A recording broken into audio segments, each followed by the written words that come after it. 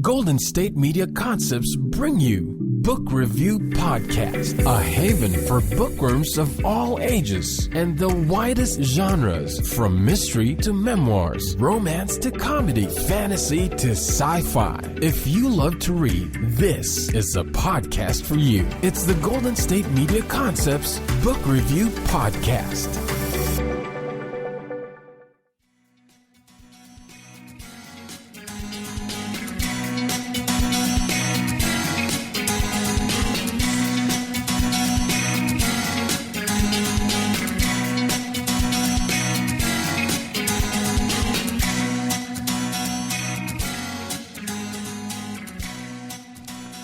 Hello and welcome to the GSMC Book Review Podcast, brought to you by the GSMC Podcast Network.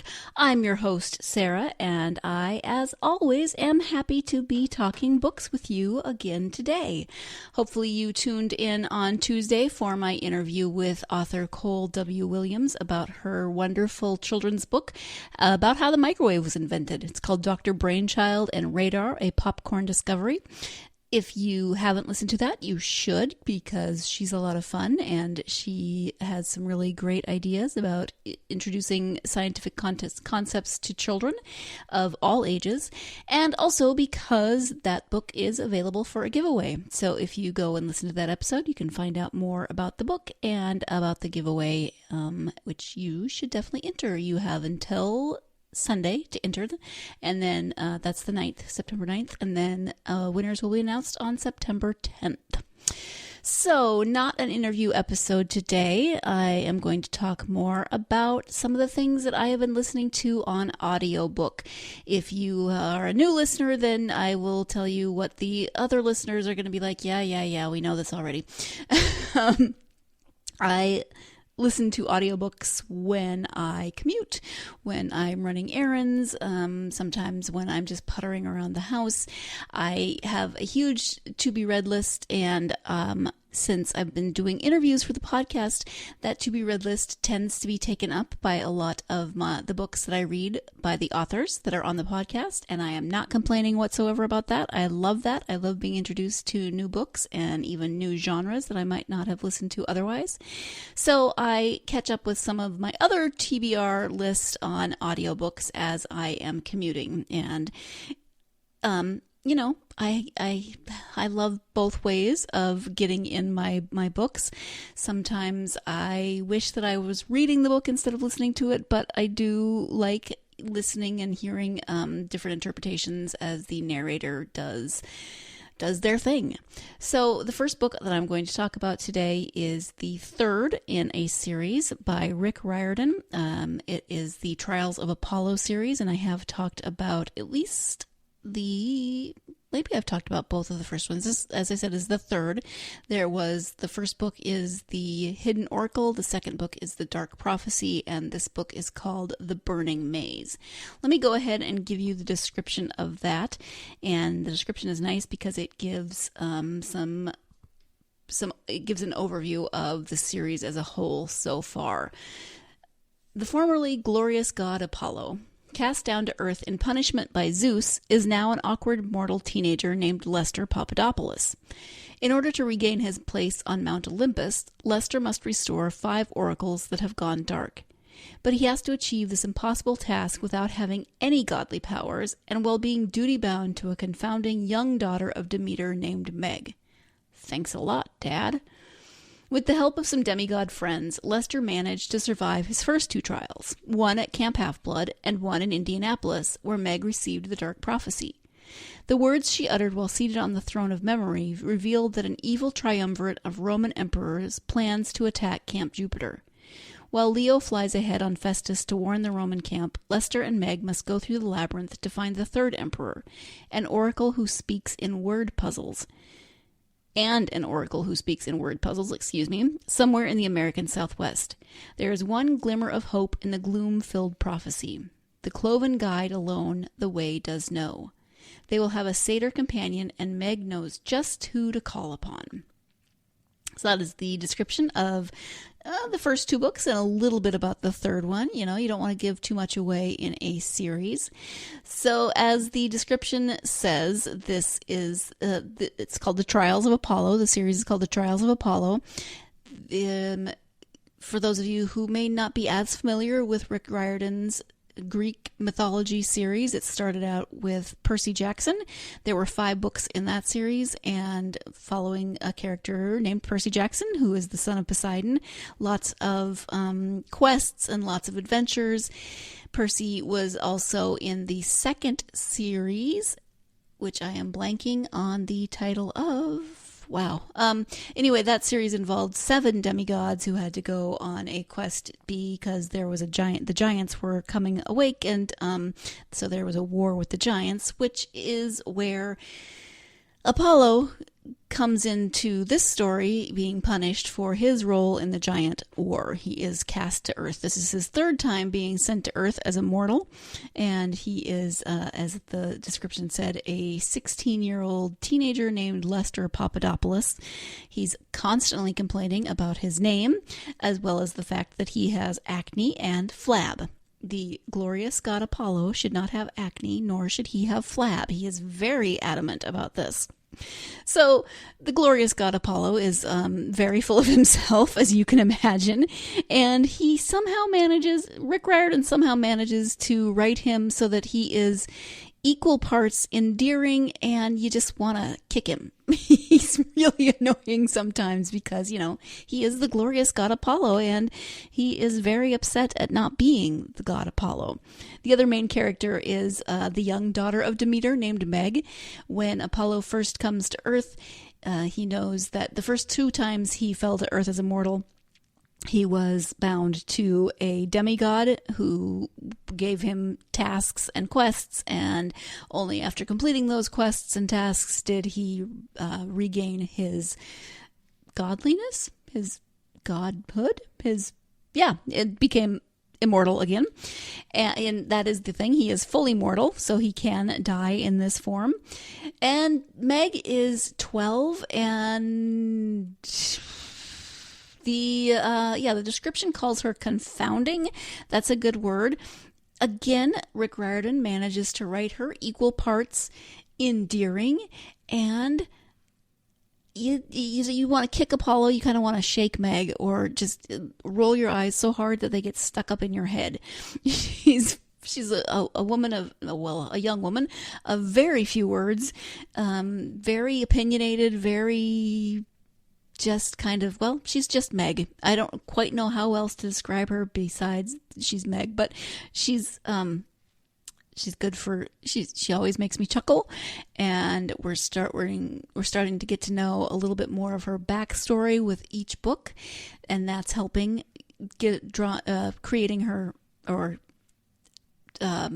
making her more toward the endearing side, turning her more toward the endearing side than the, I still do want to shake her sometimes, but as you learn her backstory, it's much easier to find her more endearing. And her relationship with Apollo is, kind of like both of them, equal parts endearing and sweet and completely dysfunctional. So Rick Riordan writes in a way that's a lot of fun. He's funny. He sprinkles the books with constant pop culture references, which I actually have a friend who likes the series, but it just really annoys him when there will be a reference to one of the gods, like checking their Instagram or putting a video on YouTube or something, because he just finds that annoying. I think it's fun and endearing, and why do I keep using that word, endearing? I think it's fun, and it brings a little bit of our modern culture into the story, because why not? Why wouldn't the gods be using all of the social media, especially if they're as narcissistic as they are written to be? They would, of course, be on social media and try to get as many followers as possible. So a few things that I like about this series, I will tell you after we take this short break. So stay tuned. You're listening to the GSMC Book Review Podcast, and I'll be right back. The average sedan is built with a steel frame and equipped with 6 airbags. Remember this the next time you see someone walking. Drivers, be aware. Pedestrians don't have armor. A message from the California Office of Traffic Safety. The average SUV has 2 blind spots, weighs between 4,000 and 6,000 pounds, and takes about 6 seconds to stop. Remember this the next time you're on foot. Pay attention, people. Pedestrians don't have armor. A message from the California Office of Traffic Safety.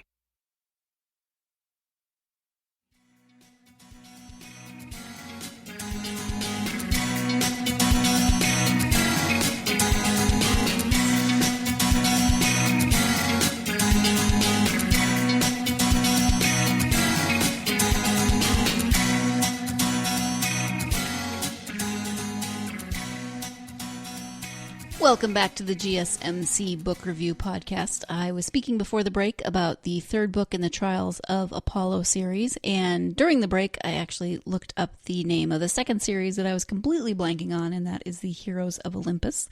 Don't know why my brain couldn't come up with that one, but that is the adventures of the 7 demigods who have to go on the quest and try to stop the giant war. And that's war with giants, not a huge war, although it could have been either way. So some of the things that I like about this series. Well, first off, I will say I had it in my head, and I don't know why, because I knew that there would be a book per oracle, and there are 5 oracles that have to be recovered. But for some reason, I had it in my head that this was a trilogy. And so when I got the third one, I was like, oh, yay, the conclusion. That's great. And then I realized partway through, no, this is not the conclusion. We're smack in the middle of the story, which is okay, because that just means more to come, although it also means waiting longer, because they only come out once a year or so, and then you have to wait, and waiting is never fun. But you know, I have plenty to read in the meantime, I guess. So, anywho, one thing that I like about this particular series, in addition to it being very well written, it being funny, it bringing in a lot of pop culture, the nature of Meg and Apollo's relationship that is very eye-roll inducing, is that we get some characters that we maybe haven't seen for a while. So in the first book, in the Hidden Oracle, we get Percy in the beginning and a little bit toward the end. Percy Jackson, who has been in both of the series so far, but he is not a main character in this series. But it's nice that we get to have Percy back for a little while, you know, kind of catch up with him. I realize he's a fictional character, but I still want to know what he's up to. And his mom is in there at the beginning a little bit as well. So it's good to catch up with favorite characters.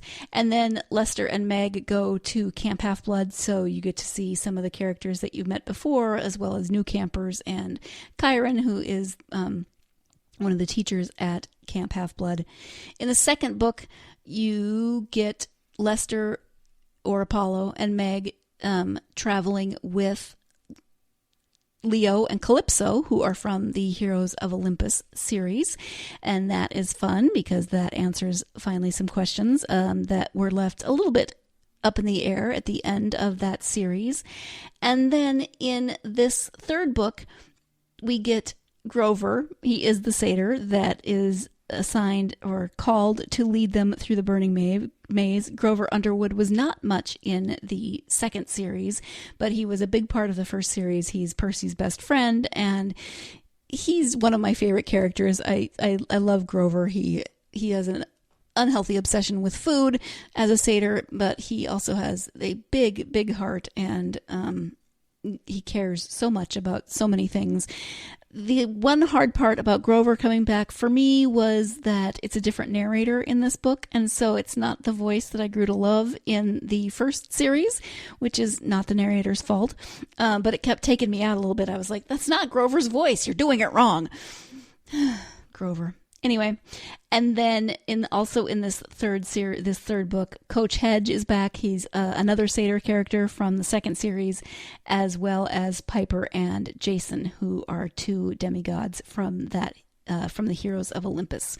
So it's just fun that we get to meet up, if you will, with previous characters, see what they're doing, see what's going on, how their stories intersect here, and how they interact with Apollo and Meg rather than in the configuration that they were in their previous books.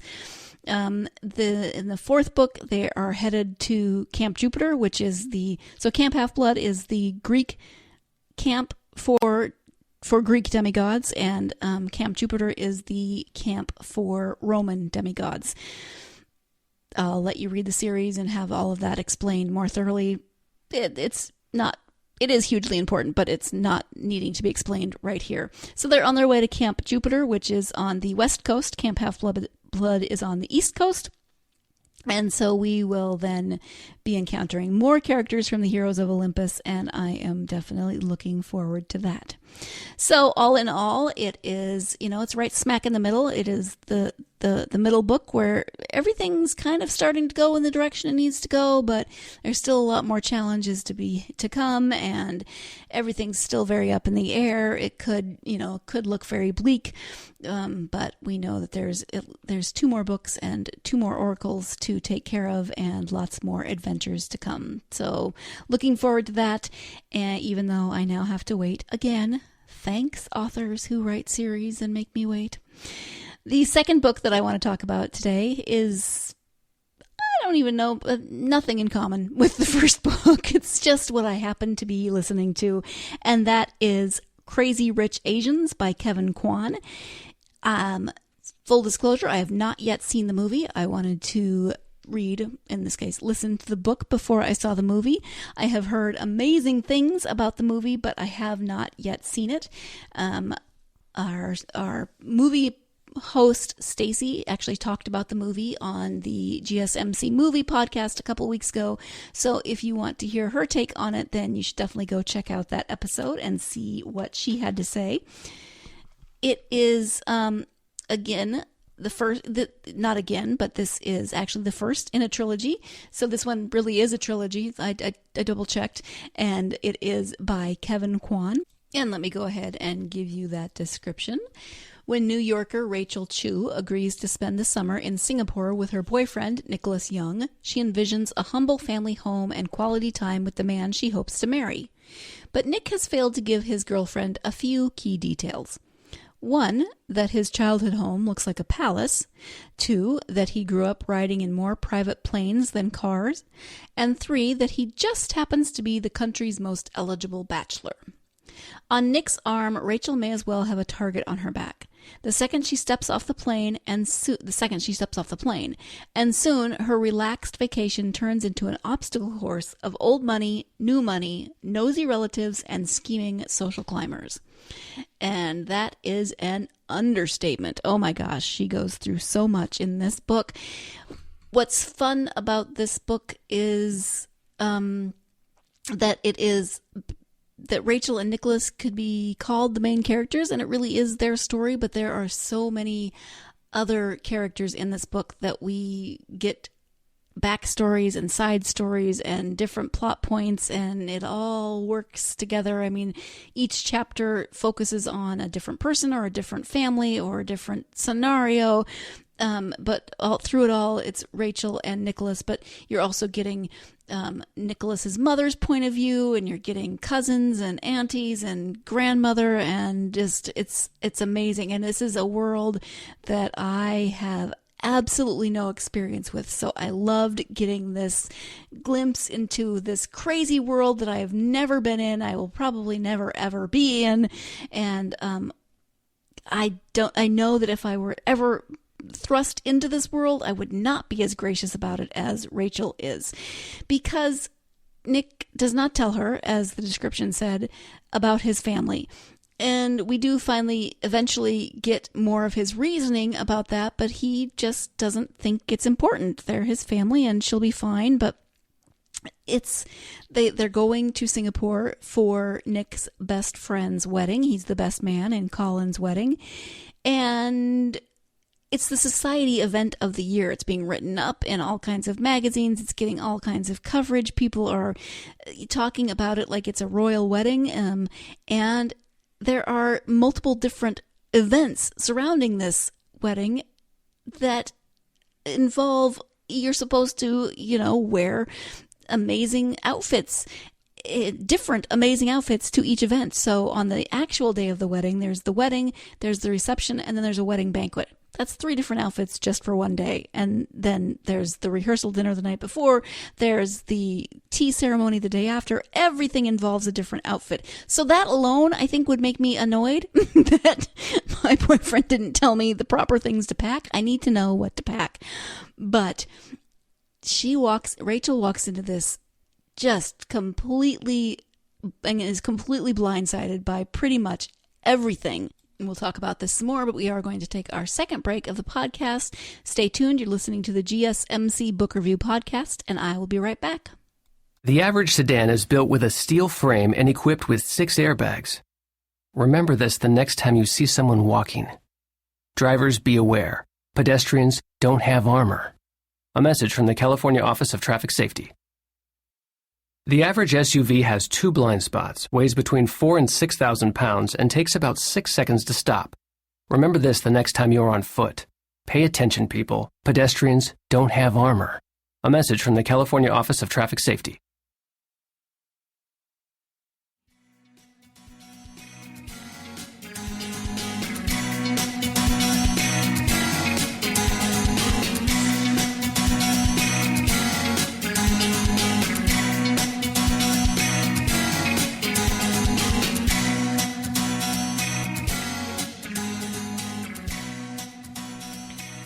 Welcome back to the GSMC Book Review Podcast. I am now speaking about the book Crazy Rich Asians, which I just finished on audiobook. A shout out to the narrator of this audiobook because she has so many different voices to do. I mean, first off, the cast is huge. The cast of characters is huge. It's also... She does American voices, she does Australian accents, British accents, French accents, and then there's all the variations on the Chinese accents. So Chinese but with a slight British accent, Chinese but maybe with a slight American accent. Just so many different voices and accents, and there's some French that is spoken, there's Chinese that's spoken, so shout out to this narrator, Lin Chen. She is amazing. If I had one critique of her, it's that occasionally her syntax seemed a little strange, but maybe that was just, everyone speaks a little differently, and people, I'm sure, find my syntax a little strange sometimes too. So just sometimes the way she phrased sentences, I was like, wait, what? But that was a minor detail compared to the incredibly amazing work that she did to make these characters come to life. Another thing that you should be aware of going in, if you've seen the movie, then you have some idea of the huge cast of characters. This book needs a flowchart. Maybe there's a family tree in the actual book. I don't know. I listened to it on audiobook, as I said. There are cousins and grandparents and aunties and uncles, and auntie and uncle can refer to actual biological aunts and uncles, but also it's a term of respect. So of a certain generation, then you just automatically call people aunt and uncle. And there are so many characters in this book. And because of the specific type of society that we are entering, you get not only the character, but what they do and how they make their money and how much money they make and where they are in society. And you get, it's just like, information overload sometimes, but it really is part of the atmosphere of this book. You really feel what Rachel must feel like walking into this and just being inundated with people and names and careers and money, etc., etc. So, as I said before, Rachel handles this so much more graciously than I might have handled it, because she really goes with the flow of being thrown into this world where, first of all, she didn't know that Nick's family is incredibly wealthy and very important in society, but also that Nick is a very eligible bachelor, and it's still one of those societies where families are trying to make the most advantageous matches possible to increase their social standing, to increase their family wealth, etc. So Nick has been sought after for a very long time by a very large number of not only women, but their mothers and sometimes their fathers. And he just doesn't really think that he needs to mention this to Rachel. And so she ends up in some very catty situations of people who think she's a gold digger, even though she had no idea that Nick was wealthy in the first place. And it's not just women with aspirations for becoming Nick's wife. It's also Nick's mother and her circle of friends. So at the beginning of the book, Nick invites Rachel to go to Singapore with him for the summer for this wedding. And it just so happens that their conversation is overheard by a woman in the coffee shop where they are in New York. She immediately texts her sister, and then there's this whole crazy gossip chain that gets started. So Nick's mother finds out in this very roundabout way that he is bringing Rachel home. She's never met Rachel. She didn't even know that they'd been dating for she's been told over a year. It's closer to 2 years in actuality. So she's upset. She knows nothing about this woman or her family, and she starts investigating. She wants to know what's going on. She wants to know what this girl's background is, what her prospects are, what her intentions are, etc. And she pretty much takes an immediate dislike to Rachel, and things go from there. It's amazing how this book escalates on so many different levels. It is hilarious. I laughed even as I was cringing often. I couldn't wait to get back to it and find out what was going to happen next. I thought of it, it's one of those great books where even when you're not reading it, or in my case, listening to it, I wanted to know what was going on. What are the characters doing without me? I need to get back to it because I have to find out. I have to find out what Nick's mother has found out about Rachel, what she's holding over. She has this trump card that she's going to play, and what that is. I have to find out when Rachel's going to find out exactly how wealthy Nick's family is. I have to find out what's going on with Nick's cousin Astrid and her relationship. There's so many things. And like I said, Nick and Rachel are the main characters, but there's a storyline that involves his cousin Astrid and her husband Michael, and their relationship gives you a slightly different insight into this world and marriage in this world, relationships in this world. Also, there is Nick's mother and her Bible study group. So this cohort of women who are friends, but also friendly rivals, maybe not quite on the level of frenemies, but there's definitely rivalry going on all sorts of levels of who makes the most money, whose children are doing what, etc., etc. It's a fascinating glimpse into a world that I had no idea about, but very little idea about. As I said, this is the first in a trilogy. I can't wait to move on, because while the book does resolve some things, it leaves a lot of things up in the air. So I still am left in that point of, what's going on with these characters? What are they doing without me? What's going to happen next? And I can only imagine where Kevin Kwan, the author, is going to take the next 2 books, and what crazy levels of craziness are going to come next.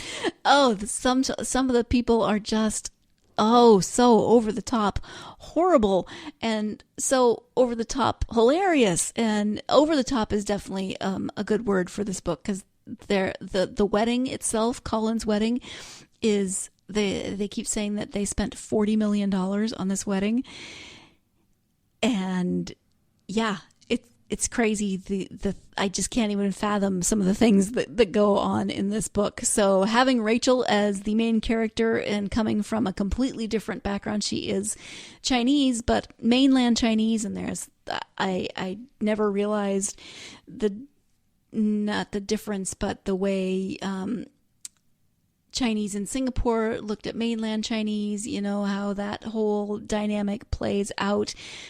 So Rachel is mainland Chinese, but she's ABC, American-born Chinese, and how that's looked upon. But so she goes into this, and she's kind of our guide to this because she's more from maybe the more normal life that we are living. I don't know what life you're living. I won't speak for you, but for me, Rachel was a very good guide because she leads more similar of a life to my own.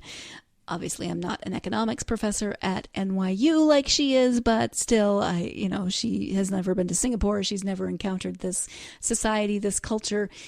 She does have a friend that she went to college with who lives in Singapore, so is able to help her throughout the book, although her status isn't quite up there because her family is newly rich, and so there's a lot of dynamics between old money and new money and how the money's made, and it's a lot of fun. You should definitely read it or listen to it because Lin Chen is an amazing narrator. The one thing that I would wish that I could have done instead of listening to it was reading it just so that I could see some of the words. Because there's a lot of words that I didn't necessarily know. There's words in Chinese. Some of the names I would have liked to see how they were spelled, just things like that. It's always fun to be able to actually have a visual on some of that. Loved it. Recommend it. If you need a good, light, it's not really summer anymore, but going into fall, if you are into fall and you need a beach read still, this is a great book. And if you've seen the movie and loved it, then you should definitely read the book. If you want to see the movie, but you want to read the book first, do it. I highly recommend. So I'm going to wrap it up here. Thank you so much for joining me for this episode of the GSMC Book Review Podcast. I hope you will join me again on Tuesday when I will have another return author coming back to the podcast. That is Claire Marty. She was here the first time to talk about the second book in her trilogy. So many trilogies going on, right? The second book in her trilogy, which was called Second Chance in Laguna, and she's here this time to talk about the third book in that trilogy, Sunset in Laguna. So if you're a fan of romance, you should definitely tune in to that. There will be a giveaway for that as well, so definitely tune in if you want a chance to win a copy of Sunset in Laguna. Claire is a lot of fun. I enjoyed talking to her last time, and I'm looking forward to talking to her again. Thank you so much for joining me. Please join me again on Tuesday. In the meantime, have a great weekend. Go out there and get yourself lost in a good book. You've been listening to the Golden State Media Concepts Book Review Podcast, part of the Golden State Media Concepts Podcast Network. You can find this show and others like it at www.gsmcpodcast.com. Download our podcast on iTunes, Stitcher, SoundCloud, and Google Play. Just type in GSMC to find all the shows from the Golden State Media Concepts Podcast Network, from movies to music, from sports to entertainment, and even weird news. You can also follow us on Twitter and on Facebook. Thank you, and we hope you have enjoyed today's program.